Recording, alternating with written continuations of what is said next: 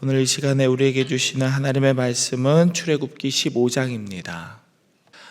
오늘도 이 말씀을 통해서 하나님께서 우리 모두에게 은혜 주시기를 원합니다. 간밤에 평안하셨습니까? 오늘 본문은 모세와 이스라엘 백성들이 홍해를 건넌 후에 하나님을 찬양하는 내용이 담겨 있죠. 두 명이 찬양합니다. 처음에는 1절부터 18절까지 모세의 노래로 찬양이 이어지고요. 19절부터 21절 사이에서는 이제 모세의 누나 미리암의 찬양과 이제 공동체적인 고백이 있습니다. 그들이 경험한 하나님, 이제 놀라운 능력으로 그들을 구원하신 하나님은 찬송과 영광과 높임을 받으시기에 합당하신 하나님이셨죠. 죽을 수밖에 없는 상황에서 세상의 바다를 갈라서 사람이 건너게 하시고 쫓아오는 사람들을 그 바다 속에 다 잠기게 하셔가지고 더 이상 두려워할 게 없도록 만들어 주셨잖아요. 그래서 하나님 말고는 이런 일을 하실 수 있는 존재는 아무도 없습니다. 막 박수치고 사람들이 엄청 신나 찬양했습니다. 그런데 22절부터는 이제 글의 온도가 좀 달라집니다. 홍해를 건널 때만 해도 하나님이 힘이고 노래고 구원이라고 고백했던 이들이 물을 갈라서 건너게 하신 하나님께서 마실 물을 안 주니까 3일을 걸었는데 먹을 물이 없으니까 곧바로 하나님을 원망합니다. 23절, 24절 같이 한번 읽어볼까요? 시작. 마라에 이르렀더니 그곳 물이 써서 마시지 못하겠으므로 그 이름을 마라라 하였더라.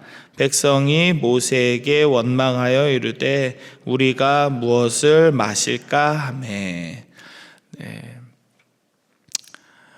물에 빠진 사람 건져냈더니 뭐 내놓으라고 하는 그런 식인 거죠. 죽을 뻔한 사람을 살려냈는데 일단은 모세를 원망한 척 하는 것 같습니다. 하나님한테 손가락을 이렇게 들이밀기보다는 거의 대부분 이제 모세한테 원망을 하거든요. 아론한테 원망하고. 근데 이제 결국은 하나님을 향한 원망인 것이죠. 마실 물도 없는데 여기 왜 데리고 왔어? 이렇게 하는 거예요. 겨우 살려놨더니 마실 물도 없는데 여기를 왜 데리고 왔어? 그러니까 이 원망은 출애굽기 내내 이어집니다. 믿음의 백성이고 하나님이 택하신 선민이라고 불리는 이스라엘 백성의 불신과 신앙적인 연약함이 그대로 다 드러나는 상황인 거죠. 이렇게 이스라엘이라고 하면은 우리 생각에 정말 하나님을 잘 믿는, 그리고 하나님을 잘 믿었기 때문에 복받은, 그래서 뭘 하든지 잘 되고 하나님이 보호하시는 그런 사람들이 아닐까 하는데, 이런 연약함들이 성경에서 있는 그대로 드러납니다. 이런 상황에서 왜 이 사람들은 하나님을 신뢰하지 않았을까요? 그리고 성경은 왜 이런 사람들의 어떻게 보면 좀 부끄럽고 수치스러운 연약함들을 다 가감없이 보여주고 있는 걸까요? 모세를 통해서 하늘에서 한 달란트면은 60kg거든요. 하늘에서 그 우박이 떨어질 때 한 달란트짜리 우박이 떨어졌어요. 근데 한 달란트짜리 우박이 하나만 떨어진 게 아니라 비처럼 그 60kg짜리 우박이 막 떨어진 겁니다. 그러니까 엄청난 일이죠. 사람의 상식으로는 일어날 수 없는 일입니다. 그런데 그 우박을 10가지 재앙 중에 떨어뜨리셨잖아요. 그리고 바다를 갈라서 마른 길을 내신 하나님을 본인들의 눈으로 멀리서 지켜본 게 아니라 실제로 경험했는데도 불구하고 하나님을 신뢰하지 못하는 그런 그들의 생각이 참 궁금합니다. 그리고 이런 완악하고 믿음 없는 자들의 모습을 있는 그대로 다 오픈해버리는 성경의 의도가 무엇일까 생각해 보고 싶습니다. 전에도 몇 번 말씀드렸는데, 성경에서는 이제 성도나 그리고 성경의 인물들을 영웅으로 잘 묘사하지 않습니다. 와, 엄청나다. 저 사람들은 그래, 뭐 그런 약점들이 있었지만 그래도 좋은 사람들이었어, 엄청난 사람들이었어 라고 적절하게 포장해 주지 않습니다. 속사람과 이 마음속의 더러운 밑바닥을 그대로 다 드러내 줍니다. 있는 그대로 보여줍니다. 왜일까요? 이 사람들도 결국 구원을 받았지만, 구원받은 백성으로서 하나님의 백성이라 칭함은 받았지만 그들에게는 성화의 과정이 여전히 남아 있었기 때문입니다. 성화. 구원은 칭의와 성화로 구분됩니다. 그리고 두 과정이 모두 필요합니다. 우리로 말하자면 예수 그리스도의 십자가 은혜를 붙드는 믿음으로 의롭다 칭함을 받잖아요. 이걸 이신칭의라는 용어를 쓰잖아요. 그래서 우리가 저기 뒤에 붙어있는 십자가를 믿고 예수님을 나의 구주로 영접합니다. 예수님 아니면 내가 살 수 없습니다. 예수님만 붙듭니다. 이렇게 믿음으로 고백하면 하나님이 그 십자가를 통해서 이종세라는 사람을 보기 때문에, 여러분들을 보기 때문에 이제는 이렇게만 보면 죄인이지만 이렇게 십자가 뒤에 있으면 너는 의롭다 이렇게 말씀해 주시는 거예요. 의로운 자로 여겨주시는 거예요. 그런데 속사람은 똑같겠죠. 그렇죠? 똑같아요. 변하지 않았습니다. 여러분들이 시집가고 장가 갔을 때를 한번 생각해 보십시오. 결혼 딱 하자마자 남편이 갑자기 한 30년 40년 같이 산 사람처럼 그렇게 엄청 잘해주고 그러셨죠? 결혼하자마자 그날부터. 그리고 아내가 처녀 때는 안 그랬는데 결혼식 한 그날부터 갑자기 40년 50년 소뚜껑 돌린 주부처럼 막 요리를 능숙하게 하고 그렇게 했나요? 아니요. 아내가 되어가고 남편이 되어갔습니다. 그래서 오늘까지 이렇게 온 거잖아요. 구원도 마찬가지입니다. 우리의 속사람이 예수 그리스도의 뒤를 따라서 한 걸음 한 걸음 저 천국을 향해 길을 걸어갈 때는 성화, 거룩해지는 과정을 겪어야 합니다. 의롭다 칭함을 받은 이후에도 우리의 삶은 지속되고 우리의 신앙은 자라나야 하기 때문이죠.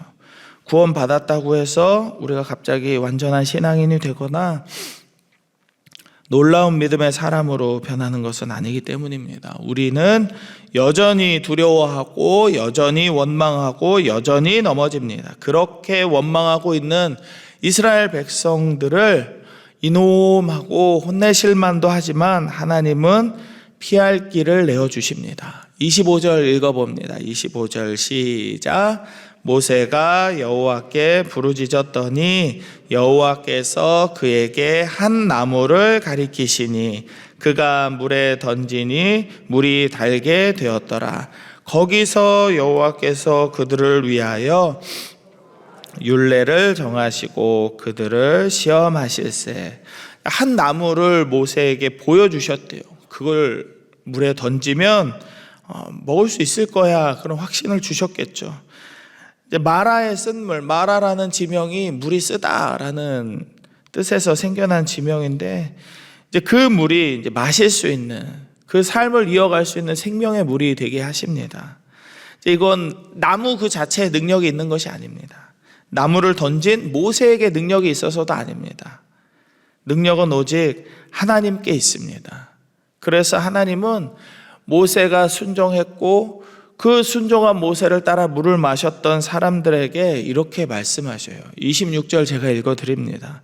이르시되 너희가 너희 하나님 나 여호와의 말을 들어 순종하고 내가 보기에 의를 행하며 내 계명에 귀를 기울이며 내 모든 규례를 지키면 내가 애굽 사람에게 내린 모든 질병 중 하나도 너희에게 내리지 아니하리니 나는 너희를 치료하는 여호와임이라 라고 순종하는 이들에게 순종하면 이렇게 될 것이야 라고 약속을 주십니다. 왜 하필 질병을 내리지 않는 하나님이시라고 말씀하셨을까요? 출애굽하기 전에 엄청난 질병으로 사람들이 죽어나가는 것을 이 사람들 눈으로 똑똑히 봤기 때문이죠. 그 질병을 내리지도 않고 너희들이 병이 생겨도 너희를 치료하는 하나님이야 라고 말씀하시는 겁니다. 저는 전쟁을 직접 겪어본 적이 없습니다. 근데 저희 아버지는 이제 6.25 때 할머니, 그러니까 저희 증조 할머니죠. 할머니 손을 잡고 평안북도 정주에서 걸어서 내려오시다가 이제 여차저차해서 인천쯤에서 배를 얻어서 이제 부산으로 피난을 가신 분이에요. 전쟁 중에 아무것도 없을 때 다치면 어떻게 될까요? 다치면 못 쓰는 겁니다. 낫지 않으니까요. 그냥 살짝 긁히고 까지고 베이고 하는 상처, 이렇게 멍들고 삐고 하는 정도의 상처는 저절로 낫지만 그 이상의 상처가 생기거나 병이 들었을 때는 그 병을 고치는 약이 없으면 안 낫습니다. 안 나아요. 안 낫습니다. 그냥 깨끗하게 씻을 수 있는 물이 있고 편안하게 쉴 수 있는 집이 있으면 체력으로라도 이겨낼 수 있는데 아무것도 없는 광야에서 병이 들었다, 아플 일이 생겼다, 다친 상황이 생겼다 그러면 죽을 수밖에 없을 겁니다. 저는 지지난주엔가 눈에 다래끼가 하나 났어요. 다래끼가 없어지겠지 하는데 안 낫는 거예요. 그래서 이렇게 약국 가서 약을 마이신을 사 먹었는데 그래도 안 나아서 병원에 갔습니다. 근데 병원 선생님이 세상에 쉽게 안 나을 거래요. 다래끼가 뭐 이렇게 안 짜줘요? 이렇게 여쭤봤는데 안 짜준대요. 왜냐하면 이게 그 눈물샘이 이렇게 나오는 그 기름이라고 말씀하시던데 그게 막혀가지고 뻑뻑해져서 염증이 생긴 거라 짠다고 해서 뿌리까지 다 그 염증이 뽑히는 것도 아니고 그리고 짜도 이렇게 계속 노랗게 나올 거다. 그리고 궁극적으로는 이 막혀있는 이 눈물샘이 좀 풀어져야 된다. 그게 해결이 안 되면 뭐 백날 짜봐야 소용없으니까 약을 먹으라. 그래서 약을 먹고 약 계속 안약 넣고 그렇게 한 일주일째 했어요. 그래서 이제 조금 사그라들었어요. 네. 그렇게 하지 않으면 나을 수 없었어요. 별거 아닌 이 다래끼 하나도. 근데 광야에서 물도 없지, 집도 없지, 먹을 것도 없지 하는 상황에서 이 사람들이 가장 두려울 게 무엇인가? 다음 달에 우리 영식이 학원비 나가야 되는데 그런 걱정을 하지 않아요. 여기서 다치면 어떻게 할까? 아프면 어떻게 할까? 그때 하나님께서 이 말씀을 주시는 거죠. 이스라엘을 치료하시는 하나님, 생명의 주인 되시며 호흡의 주인 되시는 하나님이 바로 나야 라고 하나님이 말씀하시는 겁니다. 그들은 불과 3일 만에 하나님을 원망하며 하나님의 능력과 도우심을 잊어버렸지만 하나님은 그들에게 하나님의 백성의 아버지로서 위대한 약속을 주시고 있습니다. 그리고 이어서 그들은 그토록 그들이 원하던 것을 얻습니다. 27절 같이 읽어볼까요? 시작. 그들이 엘림에 이르니 거기에 물샘 12과 종려나무 70그루가 있는지라. 거기서 그들이 그 물 곁에 장막을 치니라. 하나님은 마라에서 어쨌든 물을 마신 사람들을 끌고 엘림으로 인도하십니다. 그곳에는 물샘이 몇 개 있어요? 12개 있습니다. 그리고 종려나무가 몇 그루가 있습니까? 70그루. 그러니까 광야의 오아시스죠. 오아시스. 숫자로만 봐도 그곳은 이미 완벽한 곳입니다. 12이라는 숫자는 완벽함을 말하는데 물샘이 12이었다라고 말하는 것은 아마도 200만 명이 넘는 사람들과 그들이 끌고 나온 그 수많은 가축들이 다 먹어도 부족함이 없을 만한 넉넉하고 풍부한 곳이었을 것이다 라는 그런 상황을 보여주고 있습니다. 하나님은 아주 의도적으로 이스라엘을 3일간 시험하시고 그 다음에 공급하십니다. 25절 말미에 보면 이렇게 나와 있잖아요. 그 법도와 율례를 정하시고 그들을 시험하실세. 네. 하나님은 고난을 주시지만 동시에 피할 길과 은혜를 이렇게 주십니다. 이것은 전적으로 모든 일에 하나님만 의지하고 신뢰하는 법을 가르치시기 위한 하나님의 은혜라고 저는 믿습니다. 이 은혜가 없으면 광야에서는 물론이고 어디에서든 우리 중 그 누구도 살아갈 수 없습니다. 하나님은 홍해를 건넌 직후에 가장 영광스러운 놀라운 엄청난 기적을 경험한 이후에 시험하셔요. 그리고 가르치십니다.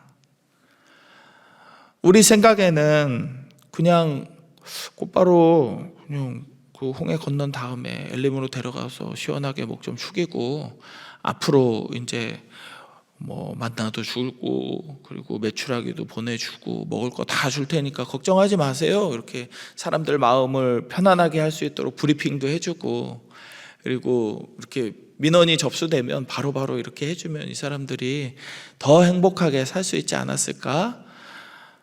그렇게 생각할 수 있을지 모릅니다. 왜냐하면 우리는 그걸 원하니까요. 조금만 불편해도 바로바로 불평하고 조금만 어려워도 바로바로 컴플레인 합니다.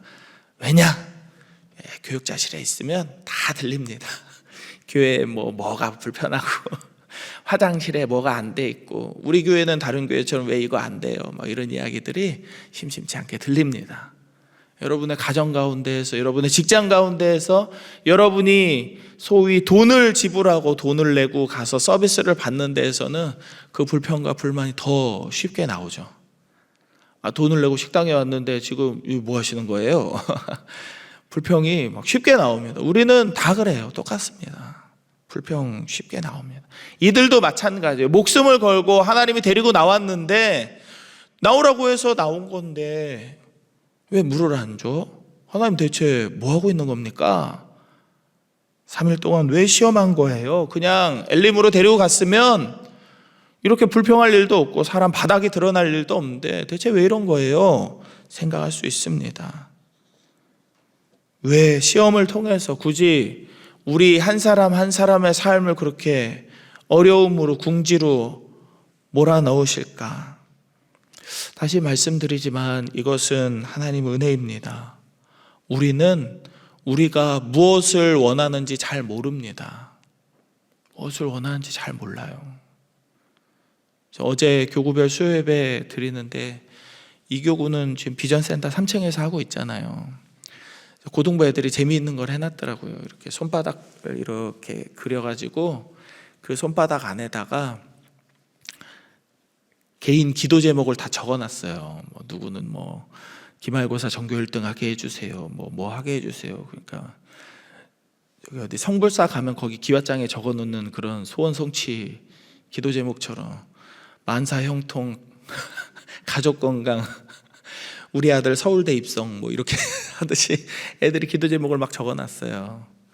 근데 여러 기도 제목 중에 한 명이 3가지를 적어놨는데 그 1번이 그거예요. 100억 갖기. 100억. 그래서 속으로 생각했어요. 그 100억이 있어도 얘는 100억을 쓰는 법을 알까? 돈이 이렇게 사이즈마다 다 다르잖아요. 쓰는 법이.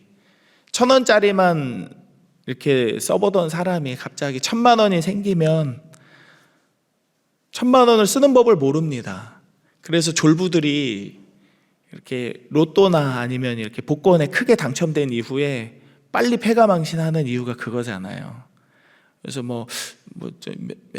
한 20년 된 것 같은데 영국에서 엄청난 그 복권에 당첨된 사람이 거의 한 1,000억 이상 되는 돈을 이렇게 받은 사람이 있는데 1년인가 2년 만에 파산하고 그 사람이 원래 무슨 청소하는 노동자였는데 다시 그 일을 한다 그러더라고요. 쓰는 법을 몰라요. 쓰는 법을 아예 몰라요. 그러니까 저 같은 사람은 저한테만 한 10억, 20억이 생겨도 저는 여전히 그 돈 이제 다 저희 아내한테 주고 용돈을 타서 쓸 사람입니다. 저는 이렇게 그 정도 규모밖에 안 돼요. 저 소인배라. 제가 이렇게 굳이 돈을 쓴다고 생각해봐야 핸드폰 새 거 하나만 사주쇼. 이 정도 규모밖에 안 돼요. 저는 이렇게 속이 이렇게 그릇이 요만해가지고. 무슨 얘기를 들으려고 하는 거냐면, 내가 뭘 원하는지 모르는 상황에서 무언가 계속 공급을 받게 되면 이게 내가 정말 원하는 건지 모르는 상태에서 아무 말이나 하게 되는 거죠. 일단은 갖고 싶다. 일단은 누리고 싶다. 내가 진짜 원하는 게 무엇인지 알았을 때 그때 우리는 하나님께 기도하게 됩니다. 돈이 필요하더라도, 모두가 다 돈이 필요하죠. 그렇지만 그것이 왜 필요한지, 정말 쓸 만큼 필요한지, 하나님께서 주시는 것에 내가 감사할 수 있는지, 그것은 그 돈이 필요한 사람만이 할 수 있습니다. 필요하지도 않은 상태에서 막 돈이 주어지게 되면 돈을 쉽게 여겨요. 필요하지도 않은 상태에서 돈을 많이 얻게 되면 그 돈의 가치가 가벼워지게 됩니다. 만족하지 않고 절대로 감사하지 않습니다. 우리는 우리가 무엇을 원하는지 잘 몰라요. 그러나 하나님은 우리의 필요를 정확하게 아십니다. 광야로 탈출한 이스라엘 민족이든 오늘을 살아가고 있는 우리든 간에 우리에게 가장 필요하고 가장 우선적으로 제공되어야 할 것은 그래서 엘림이 아닌 것입니다. 우리에게 진정으로 필요한 것은 언제라도 엘림으로 인도하실 수 있고 엘림을 허락하실 수 있는 하나님의 은혜인 줄 믿으시기 바랍니다. 그리고 그 은혜를 베푸시는 하나님을 향한 전적인 신뢰와 믿음입니다. 이스라엘 사람들은 그게 없었어요. 그래서 3일간 시험을 통해 훈련을 받았고, 지금 오늘을 살아가고 있는 우리의 삶 역시 하나님을 신뢰하는 믿음을 훈련받고 있는 중인지 모르겠습니다. 그러나 결국 하나님은 하나님의 백성인 우리를 엘림으로 인도하실 겁니다. 한 나무를 통해서 쓴 물을 단물로 바꾸어 주시는 은혜를 주실 것이고, 우리에게 하나님의 하나님 되심을 나타내시면서 평안함을, 완벽한 오아시스, 물샘이 12개가 있고 아름다운 나무, 종려나무가 70그루가 있는 그 귀한 곳으로 우리를 인도하실 거예요. 그러나 그곳도 우리의 종착지는 아닐 겁니다. 우리를 새롭게 더 좋은 곳으로, 가나안보다 더 완벽한 우리의 마음의 안식처인 천국으로 우리를 인도하실 하나님을 우리가 믿게 해주실 겁니다. 우리는 그런 하나님을 믿고 그분을 통해 오늘을 살아가야겠습니다. 이 믿음으로 오늘을 살고 오늘도 우리를 위해 역사하실 하나님만을 바라는 저와 여러분의 삶이 되기를 주님의 이름으로 축복합니다. 네, 함께 기도하겠습니다. 먼저는 말씀을 기억하시면서 이렇게 기도하겠습니다. 우리에게 필요한 모든 것을 주시는 하나님을 향한 믿음과 신뢰가 가득한 오늘의 삶이 되게 해달라고 기도하십시다. 그리고 담임 목사님과 환우들의 건강을 회복시켜 주시고, 다가올 여름 사역을 통해서 우리 교회 다음 세대 아이들과 청년들도 하나님을 신뢰하는 믿음을 갖게 하여 주옵소서. 우리 잠시 기도하며 나아가겠습니다. 하나님, 오늘도 주의 말씀 안에서 이 하루를 시작할 수 있도록 은혜 주심에 감사를 드립니다. 하나님께서 주신 은혜를 기억하며 우리에게 가장 필요한 것을 가장 적합한 때에 허락하시는 하나님을 향한 믿음과 신뢰로 살아가는 우리들이 되게 하여 주옵소서. 원망하지 않게 하시고 불평하지 않게 하시고 하나님 주신 모든 것에 만족할 수 있는 믿음이 우리 가운데 있기를 원합니다. 우리의 눈에, 우리의 귀에 보고 들리는 것보다 더 놀랍게 우리를 향해 갖고 계시는 하나님의 은혜와 그 계획 안에서 오직 하나님만을 바라보는 우리들의 믿음이 되게 하여 주옵소서. 이 믿음으로 하나님 앞에 간구하오니 우리 담임 목사님의 건강을 하나님 회복시켜 주시고, 수술받고 회복을 기다리는 모든 환우들의 건강을 하나님께서 오늘도 붙들어 주시옵소서. 특별히 여름 사역을 통하여서 우리 교회 다음 세대 아이들과 청년들이 저들도 저들의 때에 저들의 삶에 하나님만을 붙들고 신뢰하는 믿음으로 살아가는 아이들 자녀들 되기를 원합니다. 주여, 저들에게도 엘림을 허락하여 주시고 저들에게도 마라의 쓴물을 단물로 바꿔주시는 하나님의 은혜와 역사가 있게 하여 주시옵소서. 주님, 하나님, 오늘도 주의 말씀 안에서 이 하루를 시작할 수 있도록 인도하여 주심에 감사를 드립니다. 매일의 삶 속에서 우리의 필요가 분명하게 있지만 그 필요 가운데 꼭 정말 하나님께서 주셔야 할 것들, 우리가 원하는 것이 아니라 우리에게 필요한 것들을 허락하시며 우리를 고치시고 우리를 새롭게 하시는 하나님을 경험하는 우리들의 삶이 되게 하여 주옵소서.